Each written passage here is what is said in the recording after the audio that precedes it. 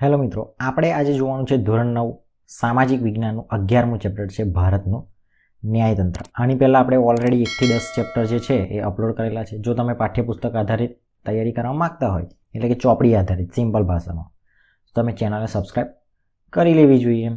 બરાબર છે.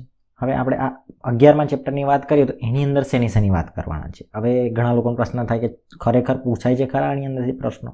તો તમે જો થોડા ઘણા પણ એમસીક્યુ વાંચ્યા હોય અથવા કોઈ એકાદ એક્ઝામ આપેલી હોય અથવા તમે જૂના પ્રશ્નપત્રો જોયા હોય તો ખાલી આની અંદર એકવાર જોઈ લો તમે, પછી નક્કી કરજો કે વિડીયો જુઓ કે નહીં જુઓ. બરાબર. તો પહેલાં આની અંદર જોઈ લો કે ભારતનું ન્યાયતંત્રની વાત કરી છે. એની અંદર ન્યાયતંત્રનું મહત્વ, સર્વોચ્ચ અદાલત એટલે કે સુપ્રીમ કોર્ટની મહત્વ એટલે એની ડિટેલમાં વાત કરેલી છે. એની લાયકાત શું હોવી જોઈએ, પછી એની સમયની અવધિ કેટલી હોય છે. બરાબર છે. સર્વોચ્ચ અદાલતની સત્તાઓ અને કાર્યક્ષેત્રો. બરાબર. પછી આપણે એમાં જોવાનું છે કે સલાહ ક્ષેત્રાધિકાર શું છે, અન્ય સત્તાઓ શું છે, નઝીરી અદાલત કોને કહેવાય, વડી અદાલત એટલે કે હાઈકોર્ટ શું છે, એની રચના કઈ રીતે થાય, એની લાયકાતો શું છે.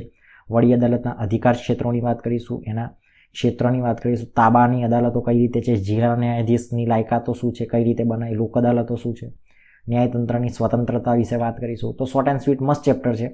અને આ જે ચેપ્ટર છે એ ન્યાયને એટલે કે આપણે વાત કરીને આગળ કે આ બધી વસ્તુઓ જે કોઈ પણ આ ન્યાયતંત્રને રિલેટેડ છે. ઘણી બધી એક્ઝામમાં પૂછાય છે પ્રશ્નો અને બધા બાઘા મારતા હોય ક્યાંથી પૂછાય.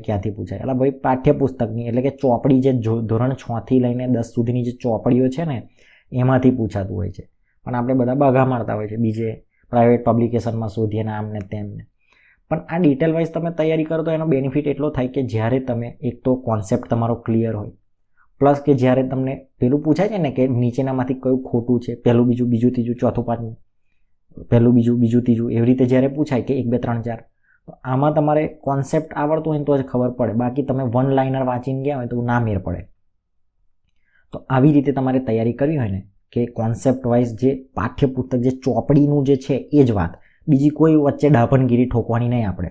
આપણે ખાલી ચોપડી જે કહે છે એ જ સાચું માની લેવાનું. પથ્થરની લકીર ચોપડી કે એ પથ્થરની લકીર. કારણ કે જ્યારે પ્રશ્નનો કોઈ એક્ઝામ બોર્ડ જ્યારે પરીક્ષા લેતું હોય અને કોઈ પ્રશ્નમાં જ્યારે થાય ને આગુ પાછું, ત્યારે પાઠ્યપુસ્તક જ માન્ય રાખે. એટલે પાઠ્યપુસ્તક કે એ સાચું. બરાબર છે. તો ચલો આપણે શરૂ કરીએ 11મું ચેપ્ટર. તો સંઘ સરકારના 2 અંગો, ધારાસભા અને કારોબારીનો અભ્યાસ કર્યા બાદ આપણે તેના ત્રીજા સ્વતંત્ર અને નિષ્પક્ષ સળંગ એક સૂત્રીય એવા વિશિષ્ટ અંગ જે ન્યાયતંત્ર વિશે અભ્યાસ કરીશું. આની પહેલાં આપણે આગળના ચેપ્ટરમાં જે કીધું કે પાછળનું જે 10મા નંબરનું ચેપ્ટર છે એમાં આપણે ધારાસભા અને કારોબારીનું ભરીને વાતો કરી. એની અંદર આપણે જોયું ને કે ભાઈ રાષ્ટ્રપતિની વાત કરી, મુખ્યમંત્રીની વાત કરી, બરાબર છે, રાજ્યપાલની વાત કરી, પછી કે પંચાયતી રાજની વાત કરી. તો આ બધી વાતો આપણે વિધાનસભા છે, વિધાન પરિષદ છે, એના સભ્યોની લાયકાત શું છે, બધી વાત આપણે ચર્ચા કરેલી છે. અને ઘણી બધી વાર એક્ઝામમાં પૂછાઈ ગયેલું છે. રાજ્યસભા હોય, લોકસભા હોય, ધારાસભા હોય, એની બધી વાત કરી. એ બધી શું છે? ધારાસભા અને કારોબારીની વાત કરી. હવે આપણે ભારતનું ન્યાયતંત્રનો અભ્યાસ કરવાનો છે. તો ભારત આપણે કહીએ ને કે ભાઈ સંઘ સરકારના અંગો જે આપણે વાત કરી ને કે ધારાસભા, કારોબારી અને ત્રીજું જે છે એ સ્વતંત્ર છે, નિષ્પક્ષ છે, સળંગ છે અને એક સૂત્રીય અંગ હોય એનો આપણે ન્યાયતંત્ર વિશે અભ્યાસ કરવાનો છે. તો એની વાત કરીએ તો ભારતની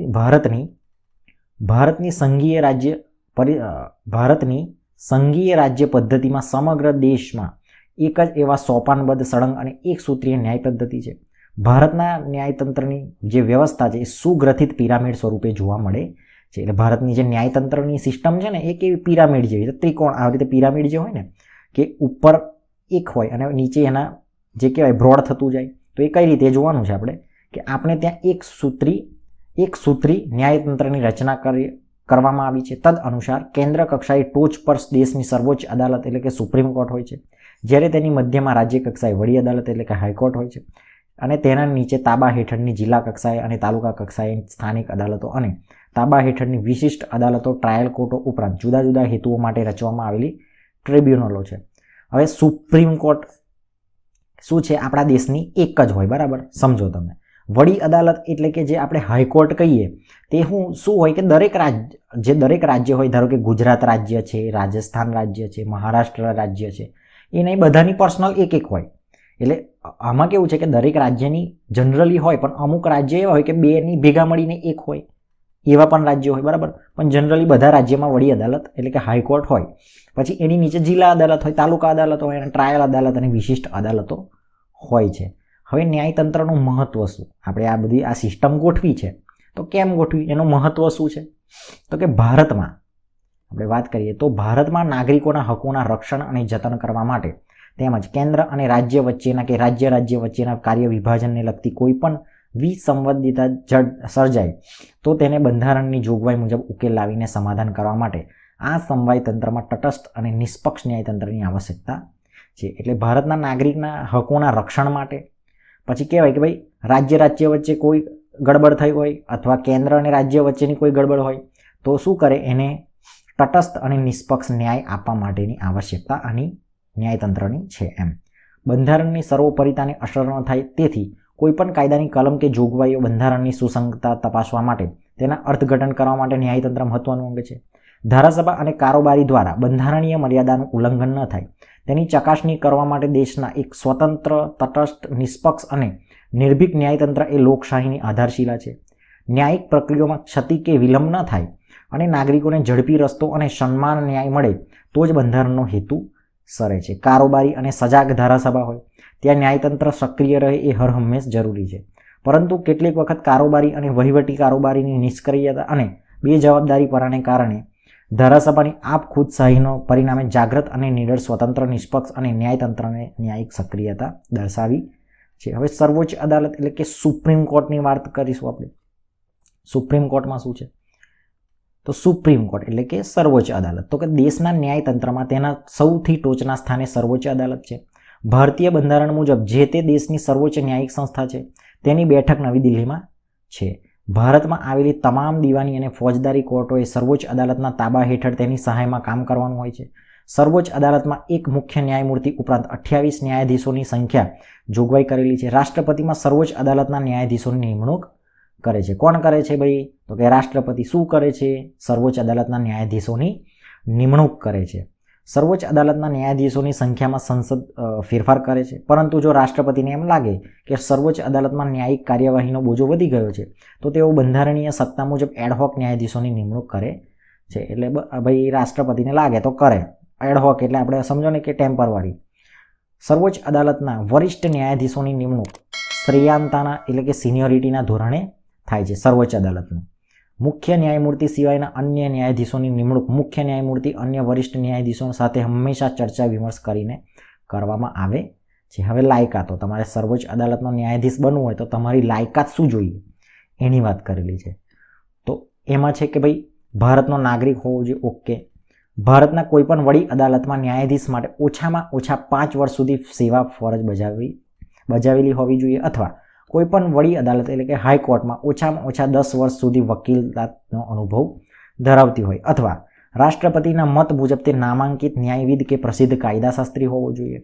તે 65 વર્ષ કે તેથી વધુ ઉંમર ધરાવતી ન હોવી જોઈએ. 65 વર્ષ કરતાં વધારે તો ના ચાલે, કારણ કે એ તો ઓલરેડી એ શું થઈ જાય, એ રિટાયરમેન્ટની એજ આવી જાય એવું.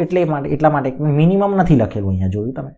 તો આ જ વસ્તુ છે કે હવે ધારો કે પેપરને થોડું ટ્વિસ્ટ કરવું હોય, થોડું અઘરું બનાવવું હોય તો નીચે લખે કે ભાઈ સર્વોચ્ચ અદાલતના ન્યાયાધીશોની નિમણૂક માટે શું લાયકાત હોવી જોઈએ અથવા નીચેનામાંથી કઈ લાયકાત ન હોવી જોઈએ. તો આવું બધું લખેલું અને નીચે લખેલું કે ભાઈ તેની મિનિમમ ઉંમર 30 વર્ષ હોવી જોઈએ. તો એ વસ્તુ લખેલી નથી આની અંદર. સિમ્પલ વસ્તુ સમજ્યા? એની ઉપરની એજ લખેલી છે. તો આવું બધું ધ્યાન રાખવાનું પાછું. પછી આમ સર્વોચ્ચ અદાલતના ન્યાયમૂર્તિની નિવૃત્ત મર્યાદા 65 વર્ષની છે. ત્યાં તે હોદ્દા પર રહી શકે છે, એટલે 65 વર્ષ સુધી રહી શકે છે. હવે સમયની અવધિ કેટલી છે? સમયાવધિ.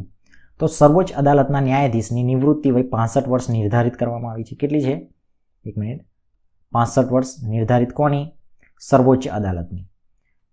જો કે સંસદમાં તેના કાયદા ઘડીને ફેરફાર કરી શકે છે. નિવૃત્તિ બાદ તેઓ ભારતની કોઈપણ અદાલતમાં વકીલાત કરી શકતા નથી, પરંતુ અસાધારણ સંજોગોમાં કે પ્રસંગોમાં તપાસ માટે નિમાયેલ તપાસ પંચોની કામગીરીમાં તેઓ કરી શકે છે. તેઓ નિવૃત્તિ મુદ્દત પહેલાં પોતાની ફરજો અદા કરવામાં અશક્તિમાન હોય તો તેઓ સ્વેચ્છાએ લેખિત રાજીનામું આપી રાષ્ટ્રપતિને આપીને ફરજમાંથી મુક્ત થઈ શકે છે. લાગે કે ભાઈ શક્તિ ના હોય, એટલે મતલબ કે બીમાર હોય કે આમ તેમ કોઈ પણ એની પોતાની મરજીથી જો રાજીનામું મૂકવું હોય તો રાષ્ટ્રપતિને આપી દે, રાજીનામું લઈ લે. પરંતુ પોતાની અયોગ્યતા સાબિત થવાથી ગેરવર્તણૂક કે બિનકાર્યક્ષમતાને કારણે પદ પરથી દૂર કરવાના સંજોગોમાં તેમજ બંધારણીય મર્યાદાઓનો ભંગ કરવાના કારણોસર કોઈ ગંભીર ગેરરીતિ કે ભ્રષ્ટાચાર આચરવાના આક્ષેપો સર તેમની સામે સંસદમાં મહાભિયોગની કાર્યવાહી ન્યાયાધીશોને હોદ્દા પરથી બરતરફ કરી શકાય છે. તે માટેની કાર્યવાહી આ પ્રમાણે છે. સંસદના દરેક ગૃહે તે ગૃહની કુલ સભ્ય સંખ્યાની બહુમતી તથા તે ગૃહમાં હાજર રહીને મત આપનાર ઓછામાં ઓછા 2/3 સભ્યોની બહુમતીવાળા ટેકાવાળું નિવેદન રાષ્ટ્રપતિ સમક્ષ જે તે સત્રમાં રજૂ કરાય છે. એટલે આમાં જો એવું લાગે કે ભાઈ આ કોઈ ગડબડ કરી, કોને? સર્વોચ્ચ અદાલતના ન્યાયાધીશને, એમને લાત કઈ રીતે મારવાની એની અંદર વિગત છે કે એવું કીધેલું છે કે તેમના માટે શું કરવું પડે કે સંસદના દરેક ગૃહને તે ગૃહની કુલ સભ્ય સંખ્યાની બહુમતી તથા તે ગૃહમાં હાજર હોય એના મત ઓછામાં ઓછા 2/3 સભ્યોની બહુમતી ટેકાવાળું નિવેદન રાષ્ટ્રપતિ સમક્ષ જે તે સત્રમાં રજૂ કરાયેલ હોય તે પરથી રાષ્ટ્રપતિના હુકમના આધારે હોદ્દા પરથી દૂર કરી શકાય છે. સંસદમાં ન્યાયાધીશના ગેરવર્તન અંગેનું નિવેદન રજૂ કરવા માટે તપાસની કાર્યવાહી તેમજ સાબિતી માટેની કાર્યવાહીનું નિયમન કરાશે. સંબંધિત ન્યાયાધીશને સંસદમાં હાજર રહીને પોતાના બચાવમાં પોતાનું નિવેદન રજૂ કરવાની તક આપવામાં આવી છે. સર્વોચ્ચ અદાલતના ન્યાયમૂર્તિઓને હોદ્દો ગ્રહણ કરતા પહેલા રાષ્ટ્રપતિ હોદ્દાની ગુપ્તતા અને બંધારણ પ્રત્યે વફાદાર રહેવાના શપથ લેવડાવે છે અને તેઓ પ્રતિજ્ઞાપત્ર પર સહી કરે છે. બરાબર, આ એની વાત થઈ, એની સમય વિધિની. બરાબર છે. હવે સર્વોચ્ચ અદાલતની સત્તાઓ અને કાર્યક્ષેત્ર, એની સત્તા શું છે અને એનું કાર્યક્ષેત્ર શું છે? તો કે ભારતની સર્વોચ્ચ અદાલત દુનિયાના કોઈ પણ સર્વોચ્ચ અદાલતો કરતાં વિશેષ સત્તાનો અને વિશાળ કાર્યક્ષેત્ર ધરાવે છે. આ કાર્યક્ષેત્રને મૂળભૂત ક્ષેત્રાધિકાર, વિવાદ ક્ષેત્રાધિકાર અને સલાહકારી ક્ષેત્ર અધિકાર એમ 3 પ્રકારમાં વહેંચી શકાય છે. એટલે આમાં એવું છે કે એની અદાલતોની શું છે? વિશેષ સત્તાઓ છે. એની અંદર જે એનું કાર્યક્ષેત્ર છે કે કેટલા એરિયામાં એનું લાગે, તો એમાં કહેવાય કે મૂળભૂત ક્ષેત્ર એટલે 3 પ્રકારમાં છે કે મૂળભૂત ક્ષેત્રનો અધિકાર કયો છે, વિવાદ ક્ષેત્રનો અધિકાર કયો છે અને સલાહકારીનો, એમ 3 પ્રકારે વહેંચવામાં આવ્યું છે. એમાં સર્વોચ્ચ અદાલતની જે કાર્યક્ષેત્ર છે એટલે કેટલા એરિયામાં લાગુ પડે, તો આ મૂળભૂત ક્ષેત્ર અધિકાર કીધેલું છે. આ બહુ ડિટેલ વાઇઝ સમજવા જેવી વસ્તુ છે કે આના નીતિ નિયમો ક્યાં સુધી લાગુ પડે, તો એ બહુ મજા આવી એવી વસ્તુ છે. તો એમાં છે મૂળભૂત ક્ષેત્ર અધિકાર. એની અંદર શું છે એ જોઈએ. તો કે ભાઈ જ્યારે અદાલતને સૌ પ્રથમ જે તકરાર સાંભળીને નિર્ણય આપવાની સત્તા હોય, એટલે કે અદાલતને શું પહેલી વાર તકરાર સાંભળીને નિર્ણય આપવાની સત્તા હોય તો તે મૂળ અધિકાર ક્ષેત્ર એટલે કે મૌલિક હુકુમત કહેવાય. અને તે કેસોનો નિર્ણય સત્તા જે અન્ય કોઈ અદાલતોની નથી તે સર્વોચ્ચ અદાલતના છે. આ અધિકાર ક્ષેત્રના નીચેના પડકારો હોવા જોઈએ જેમના વિવાદનું નિરાકરણ કરવાની સત્તા ધરાવે છે. હવે કઈ તો કે સંઘ સરકાર અને એક કે તેથી વધુ રાજ્યો વચ્ચેના ઝઘડા કે વિવાદનું નિવારણ કરવાની સત્તા ધરાવે છે. કોણ? Supreme court. બરાબર છે. એક તરફ ભારત સરકાર અને કે તેથી બીજી રાજ્યો, બીજી તરફ કે તેથી વધુ અન્ય રાજ્યો વચ્ચેના મતભેદો કે તકરારો સંઘર્ષ ઉકેલવાની સત્તા છે. એટલે સમજી ગયા, સંઘ સરકાર એટલે કે કેન્દ્ર વચ્ચે ને કોઈ રાજ્ય વચ્ચે હોય એની વાત કરેલી છે. 2 કે તેથી વધુ રાજ્યો વચ્ચે એટલે કે રાજ્યો વચ્ચેની તકરારો અને ઝઘડાના સંદર્ભે ચુકાદો આપવાની સંપૂર્ણ સત્તા ધરાવે છે. એટલે રાજ્યો વચ્ચે હોય એટલે કેવી રીતે? ધારો કે ગુજરાત છે અને મહારાષ્ટ્ર છે, હવે કાં તો મધ્યપ્રદેશ છે, મધ્યપ્રદેશમાંથી કોઈ નદી આવતી હોય અને એના પાણી અને ગુજરાતની અંદર આવતી એના પાણી અંગે વિવાદ હોય તો કોણ ઉકેલે? તો સુપ્રીમ કોર્ટ. સર્વોચ્ચ અદાલતને સંઘ સરકારના કોઈ પણ કાયદા કે બંધારણીય કાયદેસરતાને લગતા પ્રશ્નો અંગેના ચુકાદાઓ આપવાનો અધિકાર છે. આ અદાલતને નાગરિકોના મૂળભૂત હકોના રક્ષણ અને જતન કરવાની સત્તા ઉપરાંત મૂળભૂત હકોના ભંગ બદલ હાજર હુકમ, અધિકાર હુકમ કે પ્રતિબંધ હુકમ વગેરે બહાર પાડવાની સત્તા છે. રાજ્ય વચ્ચેના કે રાજ્યો અને રાજ્યો આ બધું રાજ્યો લખેલું છે બધે. બરાબર, એટલે ઇન શોર્ટ કે કોઈ રાજ્ય અને રાજ્યની વચ્ચેની વાત છે. વચ્ચેના નદીના પાણીની વહેંચણી ઉપયોગ બાબતે વિવાદ ઉકેલવાની સત્તા સર્વોચ્ચ અદાલતની હુકુમત બહાર છે. એટલે આમાં કેવું છે કે ભાઈ જો 1 મિનિટ આપણે એને થોડુંક અપ લઈ લઈએ એટલે ક્લિયર થઈ જાય. હવે આમાં શું કહેવા માંગે છે જો કે રાજ્ય વચ્ચેના હોય, બરાબર છે, કે રાજ્યો અને રાજ્ય વચ્ચેના હોય એટલે કેવું કે આમાં રાજ્ય એટલે ધારો કે મહારાષ્ટ્ર અને ગુજરાત, તો એ શું થયું? રાજ્ય વચ્ચે થયું. હવે રાજ્યો અને રાજ્ય એટલે કે આ ધારો કે મહારાષ્ટ્ર હોય, પછી રાજસ્થાન હોય અને મધ્યપ્રદેશ હોય, તો આ બધા રાજ્યો થાય ને, બહુવચન થયું ને, રાજ્યો અને આ એકલું રાજ્ય, એની વચ્ચે કોઈ ગડબડ હોય, પછી કે રાજ્ય અને રાજ્યો વચ્ચે એટલે એ જ થયું. બરાબર, કોઈ એક હોય અને આ બાજુ બધા રાજ્યો હોય એમ, અને રાજ્યો વચ્ચે એટલે કે આ બાજુ 3 રાજ્ય છે ને આપણે ગુજરાત હોય અને આ બાજુ પંજાબ હોય એક્ઝામ્પલ માટે, તો આ શું થયું? રાજ્યો અને રાજ્યો વચ્ચેનું. એટલે આ બહુ લાઈન સમજવા જેવી વસ્તુ છે. આ લખેલું છે પણ બહુ સરસ લખેલું, જેને બી લખેલું હોય, અને બોલતા હોય તો એ રાજ્યો રાજ્યો થઈ જાય, બરાબર. વચ્ચેના નદીના પાણીની વહેંચણી હોય, ઉપયોગ બાબતેના વિવાદો ઉકેલવાની સત્તા સર્વોચ્ચ અદાલતની હુકુમત બહાર છે. તે માટે અલગ પાણી ન્યાય પંચ એટલે કે ટ્રિબ્યુનલો ચુકાદા આપે છે. એટલે કે આ પાણીની વહેંચણી જ્યારે કરવાની હોય ને ત્યારે આ સર્વોચ્ચ અદાલત ના આવે, એની માટે એક અલગ પાણી ન્યાય પંચ અલગ બનાવેલું છે. સર્વોચ્ચ અદાલતના ચુકાદાઓ અંતિમ હોય છે, અન્યથા પડકારી શકાતા નથી અને તે બધા માટે શિરોમાન્ય છે. એટલે એ કે ફાઇનલ, પછી એમાં કોઈ નાટક ચાલે નહીં. હવે અપીલનું ક્ષેત્ર અધિકાર એટલે કે વિવાદ અધિકાર ક્ષેત્ર. સર્વોચ્ચ અદાલતના વિવાદ અધિકાર ક્ષેત્રમાં 3 પ્રકારના વિવાદો જ અપીલ થઈ શકે છે: બંધારણીય અર્થઘટનના કેસો, દીવાની દાવાનો અંગેના કેસો અને ફોજદારી દાવાના કેસો. ભારતમાંના કોઈપણ વડી અદાલતના કોઈપણ દાવાઓની ચુકાદાઓના હુકુમનામા તેમજ આખરી હુકુમ સામે સર્વોચ્ચ અદાલતમાં અપીલ થઈ શકે છે. ત્યારે જ થઈ શકે છે જ્યારે વડી અદાલતે ચુકાદામાં એ પ્રકારનું પ્રમાણપત્ર આપેલ હોય કે કેસમાં બંધારણીય કોઈ કલમ અર્થઘટનનો અગત્યનો કાયદાકીય પ્રશ્ન સંકળાયેલો હોય, તે પ્રશ્ન ખોટી રીતે નિર્ણય આપેલ હોય, એ કારણોસર નારાજ પક્ષકાર સર્વોચ્ચ અદાલતમાં અપીલ કરી શકે છે. જો કોઈ વડી અદાલતનું આવું પ્રમાણપત્ર ન આપે પરંતુ સર્વોચ્ચ અદાલતને ખાતરી થાય છે કે ચુકાદામાં બંધારણીય અર્થઘટનનો પ્રશ્ન સમાવિષ્ટ છે, તો તે ખાસ પરવાનગી આપવાની સત્તા ધરાવે છે. એટલે આમાં સમજી ગયા તમે? જો તમે નારાજ હોય કોનાથી? હાઈકોર્ટથી, તો તમે સુપ્રીમમાં જઈ શકો છો, પણ રાજ્ય જે કહેવાય કે હાઈકોર્ટે લખાણ હોવું જોઈએ, પ્રમાણપત્ર હોવું જોઈએ. માનો કે નથી, તો એમાં કોઈ કાયદાનું વિઘટન એટલે કાયદાને સમજવામાં કોઈ તકલીફ હોય તો એ સર્વોચ્ચ અદાલત એટલે કે સુપ્રીમ કોર્ટ કહે ને તો થાય, બાકી ના થાય. સમજી ગયા તમે? ધરાવે છે. અલબત્ત અપીલમાં નવું કાંઈ ઉમેરી શકાતું નથી. કેસનો પક્ષકાર જ એક જ હોય છે, એક જ કારણોસર અપીલ કરી શકે છે કે પ્રશ્નનો નિર્ણય વડી અદાલતમાં કે અન્ય અદાલતમાં ખોટી રીતે અપાયો હોય. ખોટું હોય તો તમે જઈ શકો, બાકી ના જઈ શકો એમ. જે વ્યક્તિ વડી અદાલતમાં કાર્યવાહીમાં પક્ષકાર તરીકે હોય તો તે જ વ્યક્તિ સર્વોચ્ચ અદાલતમાં અપીલ કરી શકે છે. દીવાની કેસોમાં વડી અદાલતનું એવું પ્રમાણપત્ર આપે કે કેસ વ્યાપક મહત્તા ધરાવે છે અને તે કાયદાના અર્થઘટનનો મહત્વનો પ્રશ્ન સમાવિષ્ટ છે અને તે પ્રશ્નનો નિર્ણય સર્વોચ્ચ અદાલત કરે તે જરૂરી છે, ત્યારે સર્વોચ્ચ અદાલતમાં અપીલ થઈ શકે છે. કોઈપણ વડી અદાલતના 1 લાખથી વધુ રકમના દીવાની દાવો, ચુકાદા કે નિર્ણયમાં વિરુદ્ધ સર્વોચ્ચ અદાલતમાં અપીલ થઈ શકે છે. ફોજદારી કેસોમાં નીચલી અદાલતે આરોપીને મૃત્યુદંડ કે સજામાંથી મુક્ત કર્યો હોય પરંતુ વડી અદાલતે આરોપીને મૃત્યુદંડની સજા ફરમાવી હોય ત્યારે અપીલ થઈ શકે છે. વડી અદાલતે પોતાના તાબાની હેઠળ નીચલી અદાલતમાંથી કેસ પોતાની પાસે પાછો લઈને આરોપીને મૃત્યુદંડની સજા ફરમાવી હોય અને એવું જ પ્રમાણપત્ર આપેલું હોય છે કે સર્વોચ્ચ અદાલતમાં અપીલ કરવા માટે યોગ્ય કેસ છે તો તેને પુનઃ વિચાર માટે યોગ્ય છે, ત્યારે અપીલ થઈ શકે છે. સમજી ગયા તમે કે પ્રમાણપત્ર હોવું જોઈએ.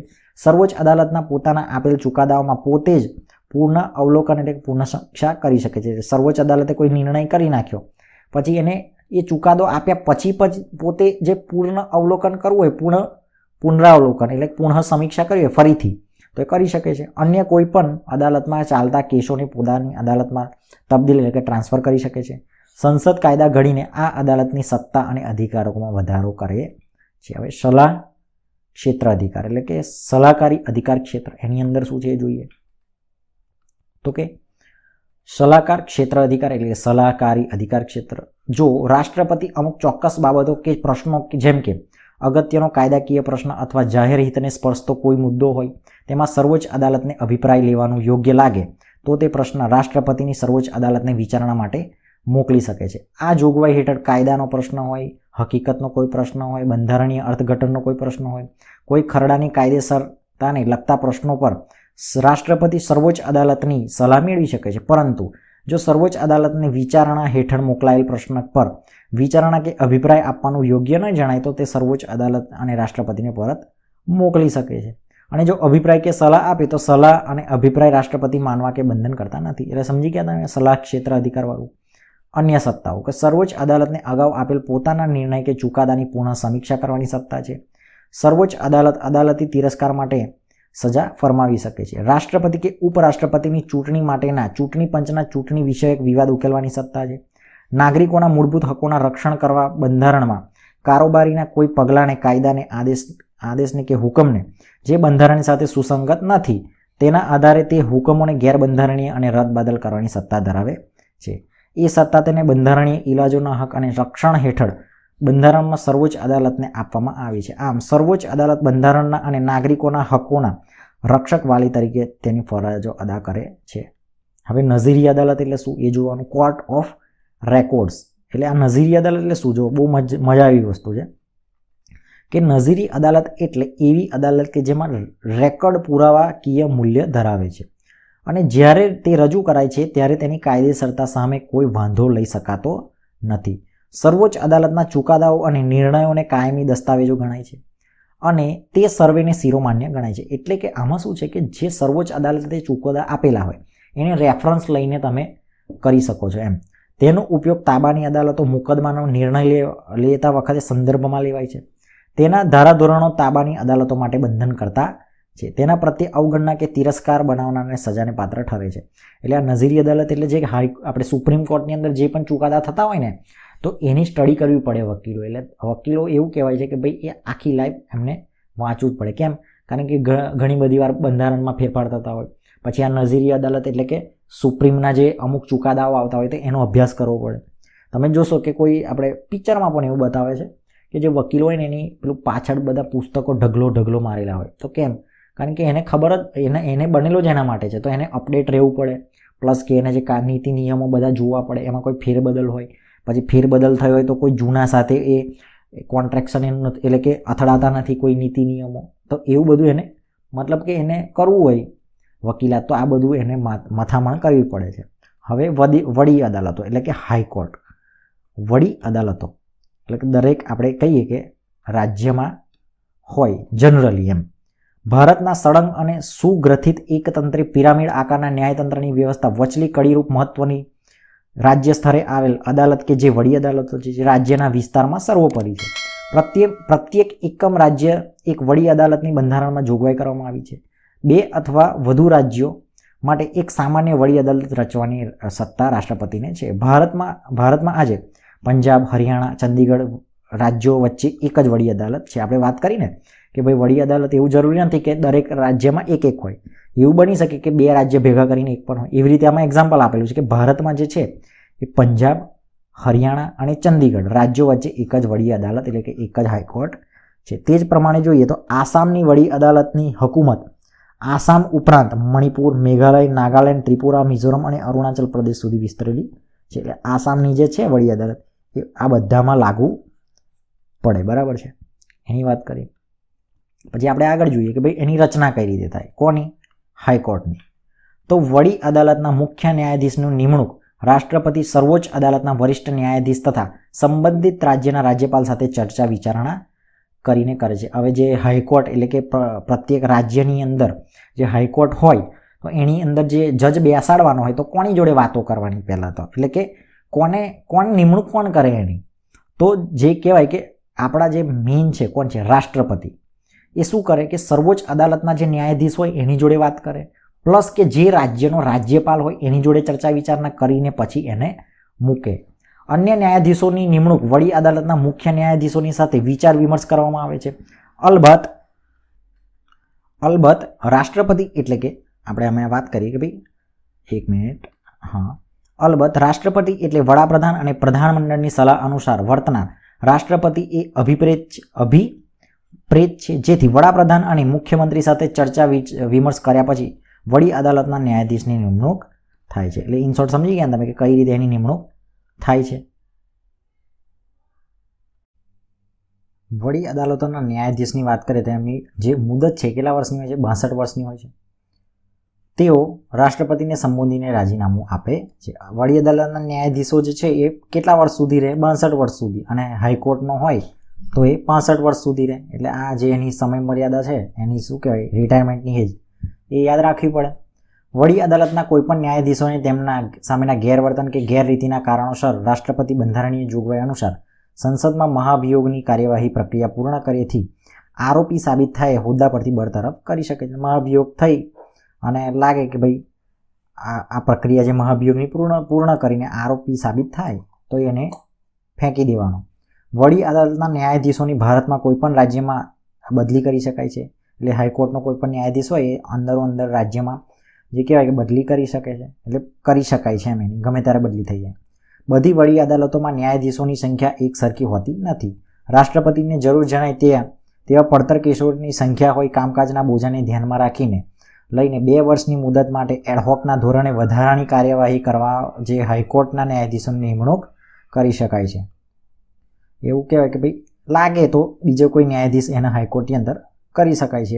એવી રીતે સર્વોચ્ચ અદાલત અને વડી અદાલતોનું કામકાજ અંગ્રેજી ભાષામાં થાય છે, પણ જો કોઈ રાજ્યની ધારાસભા પોતાના રાજ્યની ભાષામાં જે તે રાજ્યની વડી અદાલતમાં પોતાનું કામકાજ કરી શકે એવો ઠરાવ પસાર કરે તો તે રાજ્યની વડી અદાલત તે ભાષામાં કામકાજ કરી શકે છે. જનરલી ઇંગ્લિશમાં હોય, પણ જો કહેવાય કે વિધાનસભા એ ઠરાવ પસાર કરે રાજ્યની તો વડી અદાલતમાં ગુજરાતીમાં કામકાજ થઈ શકે છે. આપણી અદાલતમાં કઈ ભાષામાં કામકાજ છે ખબર નથી, આપણે સર્ચ કરીને જોઈ લઈશું. હવે આની અંદર કેવું છે કે ભાઈ જો ભાષા કેમ ઇંગ્લિશ રાખી, કારણ કે લોકોને ખબર ના પડે, રૂપિયા પડાવવા હોય તો પડાવી લેવાય. સિમ્પલ આવી બધી જ વસ્તુ હોય છે. આ બધું કોમ્પ્લિકેશન કેમ રાખે? એમના ફાયદા માટે રાખે આ લોકો. બાકી સિમ્પલ વસ્તુ રાખી જ શકે છે, પણ સિમ્પલ ના જ રાખે ને, કારણ કે એમાં એમનો ફાયદો નથી. એટલે રૂપિયા ખાવા, રૂપિયા પડાવવા, એના માટે આ બધું કોમ્પ્લિકેશન રાખે, જેથી નોર્મલ પબ્લિકને કશી ખબર ના પડે. સમજ્યા તમે? તો આવું બધું છે ભાઈ. હવે લાયકાત શું હોવી જોઈએ? તો કે બંધારણીય જોગવાઈ અનુસાર વડી અદાલતમાં નિમણૂક પામનાર વ્યક્તિ તે ભારતનો નાગરિક હોવો જોઈએ. ભારતમાં રાજ્યોની આવેલી કોઈ પણ નીચલી અદાલતમાં ઓછામાં ઓછા 10 વર્ષનો સુધી તેને ન્યાયિક હોદ્દો ધારણ કરેલો હોવો જોઈએ, અથવા તેને વડી અદાલતમાં ઓછામાં ઓછા 10 વર્ષ સુધી વકીલાત કરી હોય.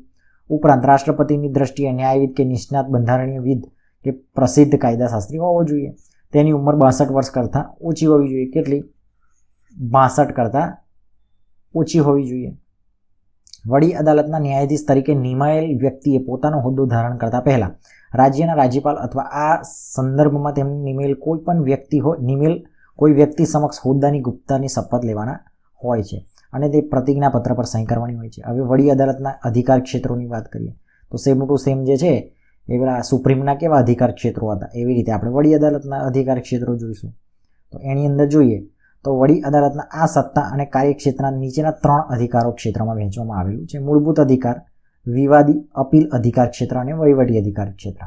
હવે વડી અદાલતોને નાગરિકોના મૂળભૂત હકોના ભંગ બદલ કોઈ વ્યક્તિ, સત્તામંડળ, સરકારના સામે આદેશો, હુકમો અથવા પરમ આદેશબંધી, પ્રત્યક્ષીકરણ, હેબિયસ કોર્પસ જેવા આજ્ઞાપત્રો ફરમાવવાની તથા રીટ કાઢવાની સત્તા છે. કંપનીને લગતા લગ્ન, છૂટાછેડા, ભરણપોષણને લગતા કેસો ચલાવવાની સત્તા પણ વડી અદાલતને છે. અદાલતી તિરસ્કારને લગતા જમીન મહેસૂલ અને તેની ઉઘરાણીને લગતા જમીન સંપાદન, વળતર સંબંધિત દાવા કેસો ચલાવવાની સત્તા વડી અદાલત ધરાવે છે.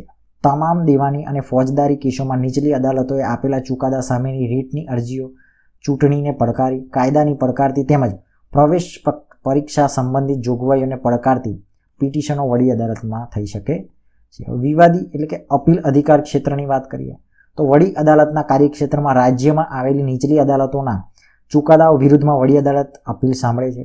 તેને અપીલ ક્ષેત્રાધિકાર કહે છે. વડી અદાલત પોતાની તાબાની અદાલતો, ટ્રિબ્યુનલો ચુકાદાઓ સામે અપીલ દાખલ કરી શકે, સંભળાવી શકે છે.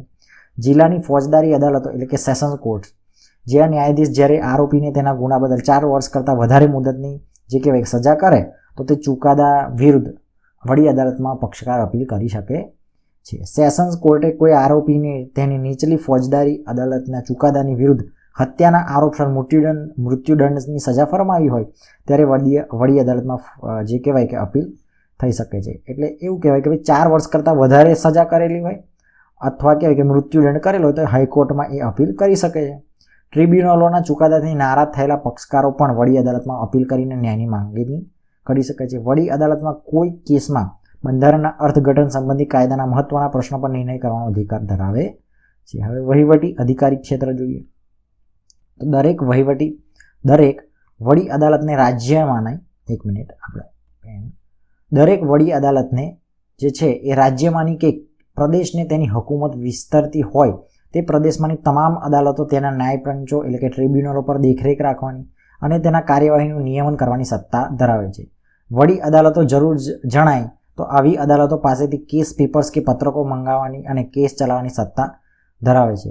પોતાના તાબા હેઠળની અદાલતોનો વ્યવહાર અને કાર્યક્ષેત્રનું જે કહેવાય કાર્યવાહીનું નિયમન કરવા માટે સામાન્ય નિયમો ઘડી શકે છે. વડી અદાલતો વિવિધ પ્રકારના ફીના ધોરણો કોષ્ટકો નક્કી કરી શકે છે. આ બધી જોગવાઈઓ બંધારણને આધીન અને સુસંગત હોવી જોઈએ. તાબાની અદાલતોને તેઓને હિસાબો અને નોંધો કેવી રીતે રાખવા તેનું માર્ગદર્શન વડી અદાલત આપે છે. હવે વડી અદાલત જે કહેવાય કે નઝીરી, આપણે એક મિનિટ, વડી અદાલત નઝીરી અદાલત તરીકે કોર્ટ ઓફ રેકોર્ડનું સ્થાન ધરાવે છે. એટલે વડી અદાલત છે એ નઝીરી અદાલત તરીકે કોર્ટ ઓફ રેકોર્ડનું સ્થાન ધરાવે છે. વડી અદાલતે પોતે આપેલા ચુકાદાઓ, નિર્ણયો યોગ્ય અને વ્યવસ્થિત સ્વરૂપમાં સંગ્રહિત કરીને પ્રસિદ્ધ કરવાનું કાર્ય કરે છે. જે ચુકાદાઓ, નિર્ણયો તાબાની અદાલતો માટે આખરી ગણાય છે અને ભવિષ્યમાં અન્ય મુકદ્દમામાં નિર્ણય લેવામાં માર્ગદર્શક બને છે. સિમ્પલ વસ્તુ છે કે હાઈકોર્ટે કોઈ કેસમાં નિર્ણય લીધો તો એ નિર્ણય શું થઈ જાય? રેફરન્સ તરીકે. હવે નવી કોઈ સેમ સિચ્યુએશન હોય તો એ નિર્ણયને ધ્યાનમાં રાખી અને જે કહેવાય કે જે સજા કરેલી હોય અથવા જે કંઈ નિર્ણય હોય એની ઉપર એ રેફરન્સ લઈને એની ઉપર એ લાગુ કરી શકે છે. વકીલો તેમની તરફેણ અને વિરુદ્ધમાં દલીલોમાં આ ચુકાદાને સંદર્ભ તરીકે ટાંકીને ઉપયોગ કરતા હોય છે. આ અદાલતોને પોતાના તિરસ્કાર બદલ સજા કરવાની સત્તા હોય છે. ગુજરાતમાં વડી અદાલત જે છે એ સરખેજ ગાંધીનગર હાઈવે 16 અમદાવાદમાં આવેલી છે. કઈ આગળ છે? અમદાવાદની અંદર. અને જે વડી અદાલત છે ગુજરાતની હાઈકોર્ટ એ ગુજરાતમાં વડી અદાલત છે સરખેજ ગાંધીનગર હાઈવે ઉપર છે અને 16 અમદાવાદમાં આવેલી છે. હવે તાબાની એટલે અધિરાંશ અદાલતો. તો રાજ્યની વડી અદાલતોની દેખરેખ અને નિયમન હેઠળની જિલ્લાની અને તાલુકાની અદાલતો, ફાસ્ટ ટ્રેક કોર્ટ, પછી પોટા અદાલતો, ટ્રિબ્યુનલો અને કેટલીક વિશેષ અદાલતો હોય છે. પ્રત્યેક રાજ્યની વહીવટી એકમમાં જિલ્લામાં વહેંચવામાં આવે છે, જેમાં દીવાની, ફોજદારી અને મહેસૂલી અદાલતોનો સમાવેશ થાય છે. હવે જિલ્લા ન્યાયાધીશની વાત કરીએ તો જિલ્લા ન્યાયાધીશ તો કોઈપણ રાજ્યના જિલ્લા ન્યાયાધીશ તરીકે વ્યક્તિઓની નિમણૂક અને જે કહેવાય કે કોઈપણ રાજ્યના જિલ્લા ન્યાયાધીશ તરીકે વ્યક્તિઓની નિમણૂક, તેમની જગ્યા પર નિયુક્તિ અને બઢતી તે રાજ્યની સંબંધિત હુકુમત વાપરતી વડી અદાલત સાથે ચર્ચા વિમર્શ કરીને જે તે રાજ્યના રાજ્યપાલ દ્વારા નક્કી થાય. લાયકાત શું જોઈએ? જિલ્લા ન્યાયાધીશ તરીકે નિમણૂક પામનાર વ્યક્તિ ભારતની નાગરિક હોવી જોઈએ.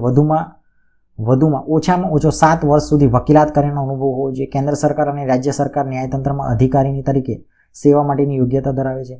જિલ્લા ન્યાયાધીશ સિવાય અન્ય ન્યાયાધીશોની નિમણૂક રાજ્યપાલ કે વડી અદાલત રાજ્ય જાહેર સેવા પંચ સાથે સલાહ મસલત કરી અને બંધારણે ઘડેલા નિયમોને આધીન રહીને કરવામાં આવે છે.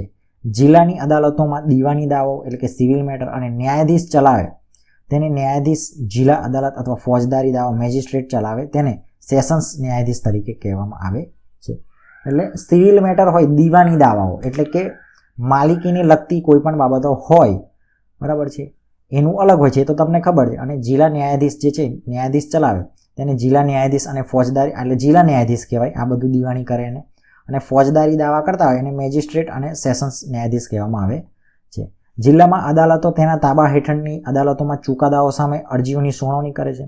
પ્રત્યેક જિલ્લાની દીવાની અદાલતોમાં 1 લાખ રૂપિયા સુધીની દાવાઓ અને સરકારે કરેલા કે સરકાર સામેના કેસો ચલાવવાની સત્તા છે. આ કોર્ટો સિવિલ જજ સામેના દાવાઓ ઉપરાંત લગ્ન, છૂટાછેડા, ભરણ પોષણ, જમીન સંપાદનને લગતા કે વળતરને લગતા દાવાઓ, વાલીપણાને લગતા કેસોને ચલાવવાની સત્તા ધરાવે છે. હવે ફોજદારી અદાલતોમાં વાત કરીએ તો session court, first class judicial magistrate હોય, second class judicial magistrate court હોય તથા મામલતદાર અને એક્ઝિક્યુટિવ મેજિસ્ટ્રેટ કોર્ટ હોય છે.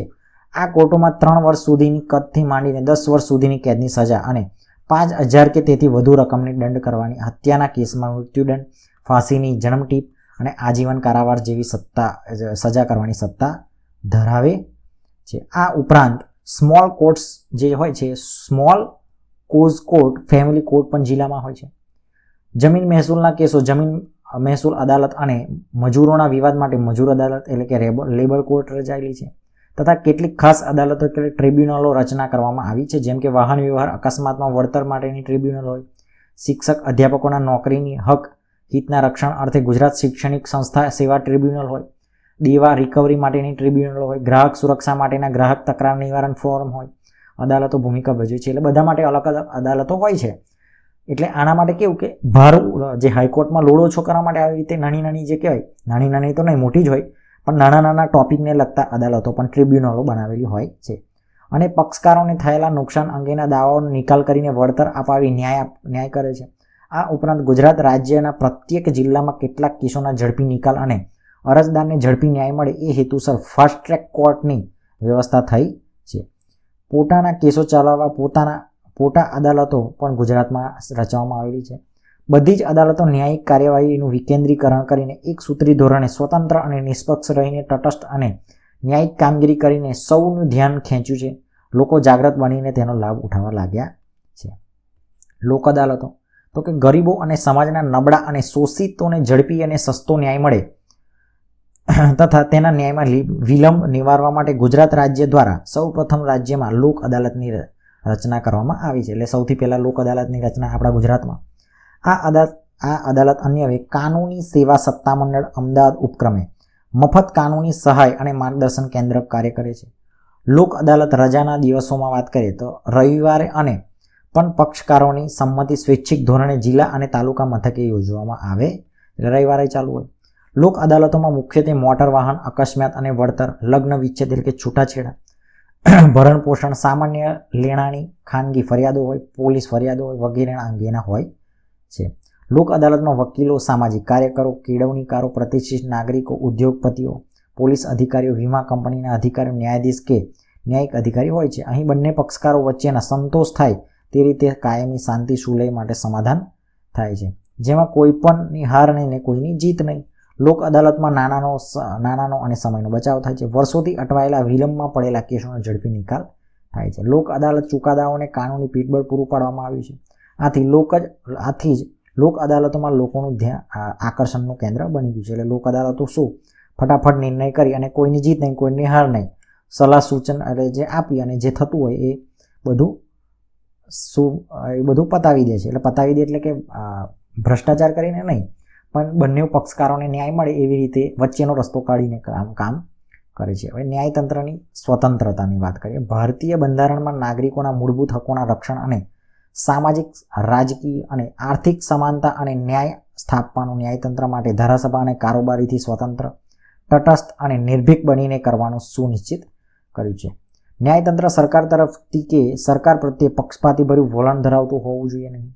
ન્યાયાધીશોની નિમણૂક સંબંધે લાયકાતીના ધોરણો, નિમણૂક પ્રક્રિયા, પગાર ભથ્થા, બદલી, બઢતી, નિવૃત્તિ વગેરે સુસ્થાપિત વિધિ અનુસાર બંધારણીય જોગવાઈને આધીન કારોબારી દ્વારા કરવામાં આવે છે. તેમની ચોક્કસ મુદત માટે નિમણૂક કરવામાં આવે છે. મનસ્વીપણે કે રાજકીય પ્રભાવ હેઠળ કારોબારી કોઈ ન્યાયાધીશ કે હોદ્દા પરથી દૂર કરી શકતી નથી. તેમના પગાર ભથ્થા, નોકરીની શરતો, બઢતી, બદલી, નિવૃત્તિના લાભો, પેન્શન ફંડ બધી જ બાબતોમાં તેમને નુકસાન થાય તે રીતે મોટો ફેરફાર કરી શકાતો નથી. ન્યાયાધીશોની ફરજ દરમિયાન તેમના વર્તન અંગે, ચુકાદા અંગે સંસદ કે વિધાનસભામાં ચર્ચા થઈ શકતી નથી. ટીકાત્મક સમીક્ષા પણ થઈ શકતી નથી. ન્યાયાધીશોની નિવૃત્તિ બાદ કોઈપણ અદાલતોમાં વકીલાત કરી શકતા નથી. આ તમામ જોગવાઈ પાછળનો મૂળભૂત ઉદ્દેશ્ય ન્યાયાધીશોની નિડરતા, પ્રામાણિકપણે, સ્વાભિમાન સાથે, નિર્ભીકપણે, સ્વતંત્ર અને તટસ્થ રહીને પોતાની ફરજો અદા કરીને લોકોને સાચો, પારદર્શી અને ઝડપી ન્યાય આપી શકે. આમ ભારતીય બંધારણને ન્યાયતંત્રને સ્વતંત્રતા, નિષ્પક્ષ અને તટસ્થ એક સૂત્રી વિશિષ્ટ ધ્યાન બક્ષ્યું છે.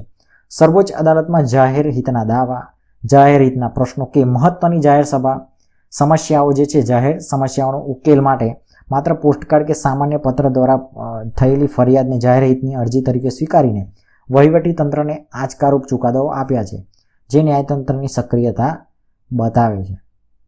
એટલે ન્યાયતંત્ર એટલે સમજી જવાનું કે ભાઈ પેલા લોકોને પણ હંફાવી દે છે, જે અધિકારીઓ ઓલરેડી ચરબી કરતા હોય. હમણાં ન્યાયતંત્ર પાસે અંદાજે 3.5 કરોડથી વધારે કેસોનો ભરાવો છે. કેટલા છે? 3.5 કરોડ કેસો છે. તમે વિચાર કરો કેટલો મોટો આંકડો છે.